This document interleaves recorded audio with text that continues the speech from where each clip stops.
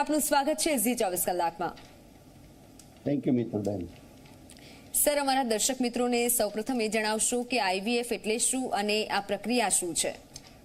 IVF એટલે in vitro fertilisation.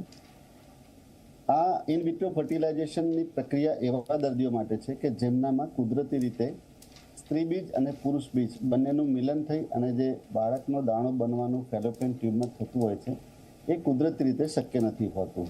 તો આવા કેસની અંદર સ્ત્રી બીજ અને પુરુષ બીજ બંનેને લેબોરેટરીમાં લઈ અને બંનેનું ફલન કરાવી અને બાળકનું બીજ, જેને એમ્બ્રિયો કહેવામાં આવે છે, એ બનાવવામાં આવે છે।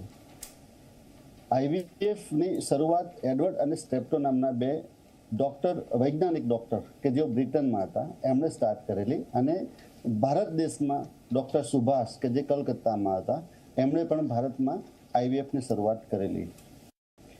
આ પ્રક્રિયા એવા દર્દીઓ માટે ખૂબ જ આશીર્વાદરૂપ છે કે જેઓ કુદરતી રીતે માતા પિતા બનવા માટે સક્ષમ નથી હોતા।